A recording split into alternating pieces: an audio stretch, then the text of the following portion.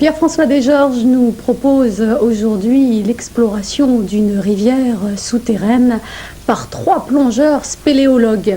Il aura fallu 3 années pour amener des images saisissantes du monde aquatique et minéral des siphons de l'Espérel dans les Cévennes. À noter que ce film a obtenu le prix du jury, le prix spécial du jury au Festival de la Chapelle en Vercors. Voici donc la rivière du silence. À tout à l'heure.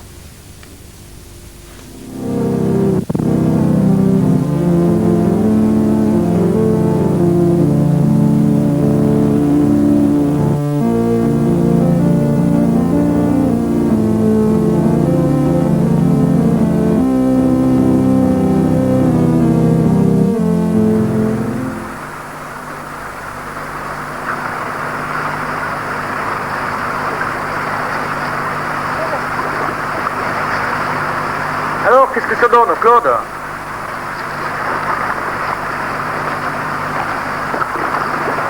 Qu'est-ce que ça donne, hein? Attends, je vais t'attraper le touret. Je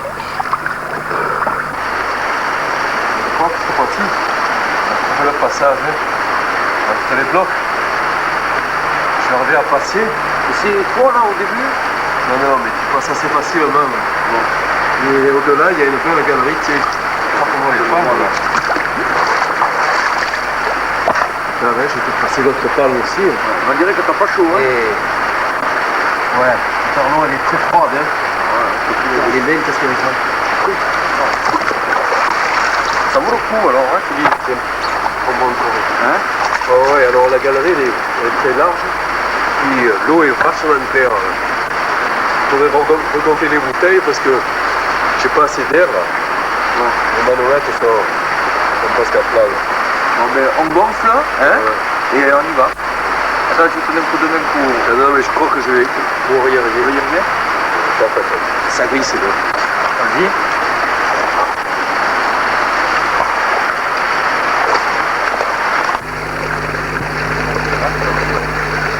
Vas-y. La résurgence à l'air libre de certaines rivières souterraines a toujours attiré les hommes, comme en témoignent les légendes et croyances les plus anciennes des massifs calcaires.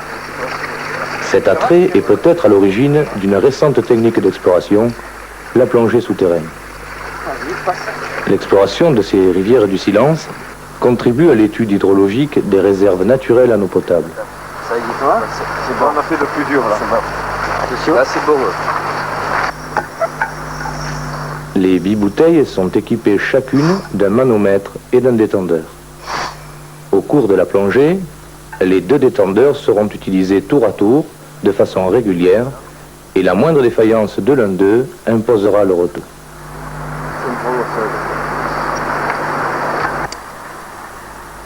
Je le pose, ça.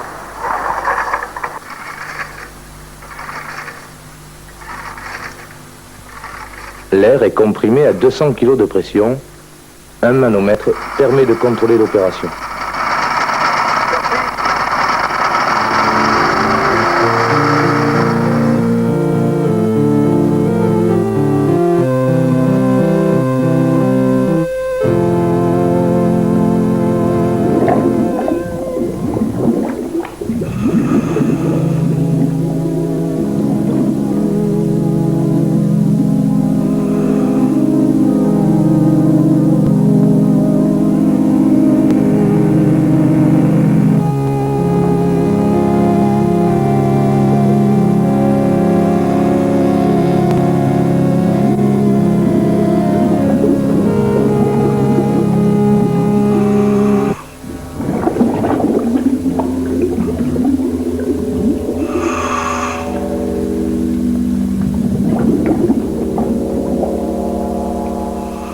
À 8 mètres de fond, Claude attache le fil de nylon que nous déroulerons tout au long de notre plongée. Véritable fil d'Ariane, celui-ci nous guidera lors du retour vers la surface. Pour éviter que ce guide précieux ne devienne un piège mortel dans l'eau trouble ou en cas de rupture, il sera attaché à chaque changement de direction.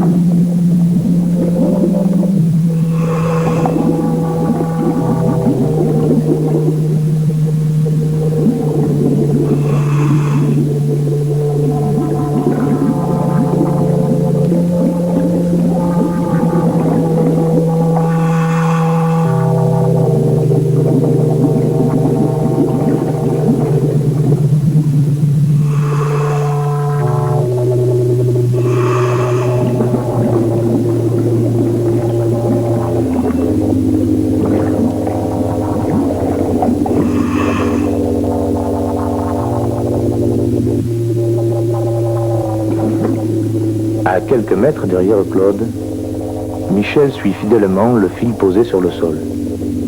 Il porte à sa ceinture un touret supplémentaire.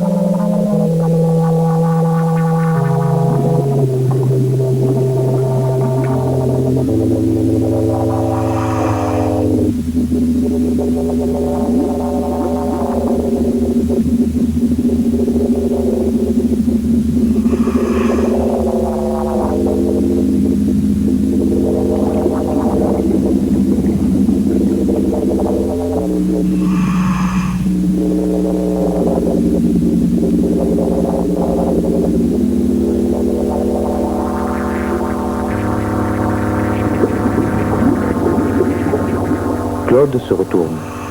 Il y a du nouveau.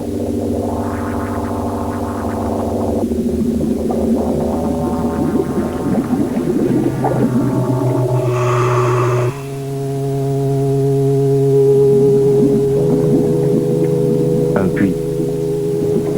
Penché au-dessus du vide, je regarde l'éclairage de Claude balayer les parois.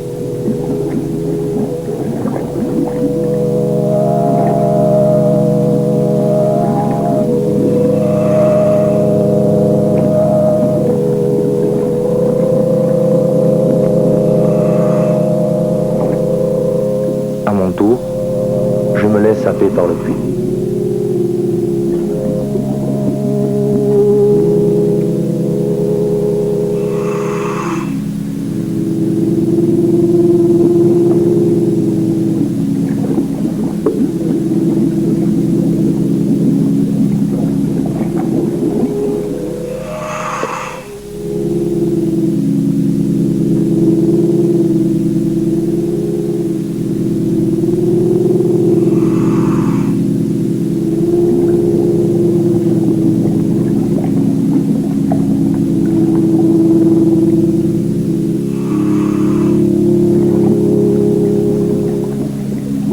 Mètres plus bas, je rejoins Claude.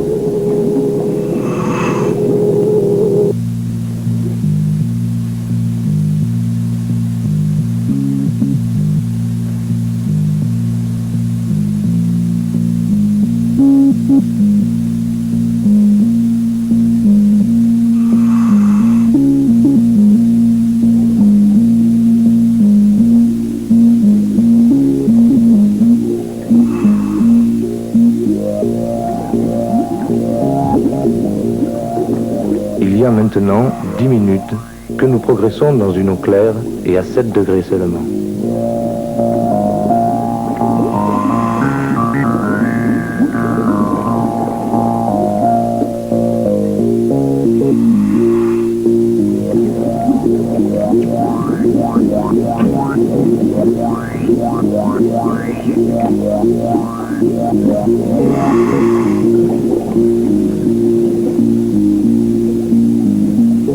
Nous descendons toujours dans cette diaclase, chacun essayant de passer au moins étroit.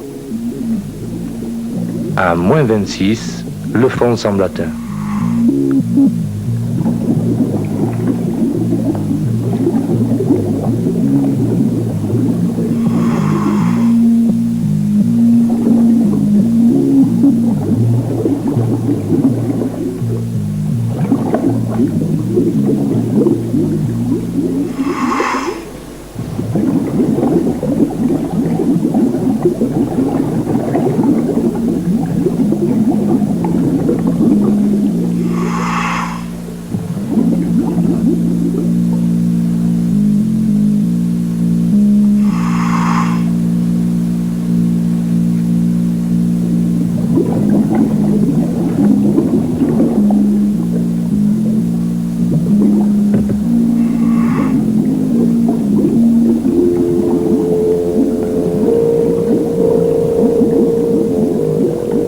Depuis quelques minutes, Claude a décapelé ses bouteilles. Jean-Louis le suit, le détendeur de secours dans la main, prêt à parer à tout incident.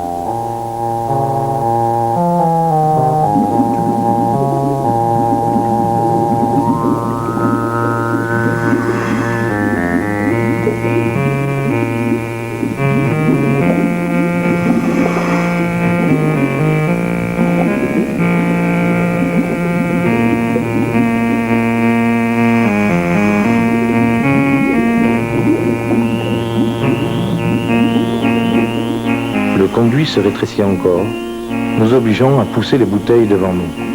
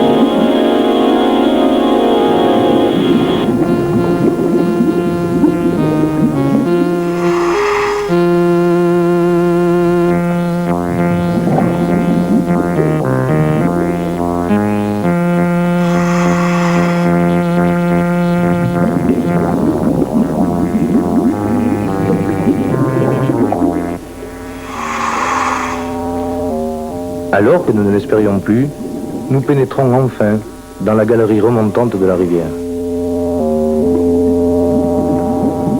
Les aiguilles de nos profondimètres entament leur lente course vers le zéro, tandis que les 250 mètres de fil finissent de se dérouler.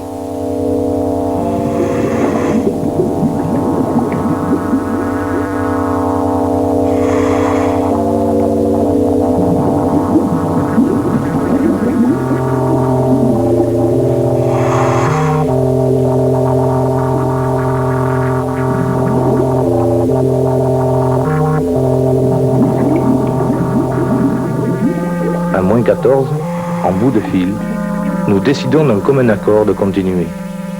Le deuxième touret est mis en place.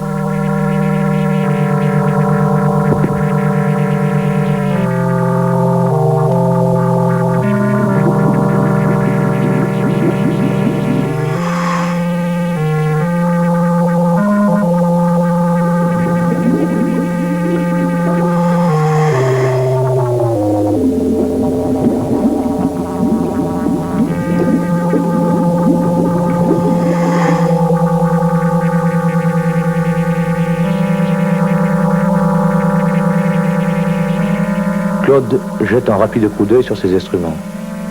Nous disposons encore de 20 minutes d'autonomie avant d'amorcer le retour.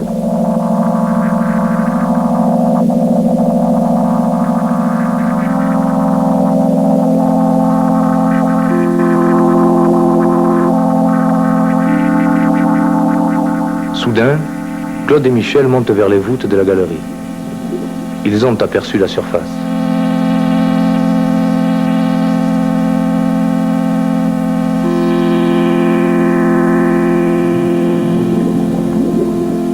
Claude me fait signe, siphon franchi.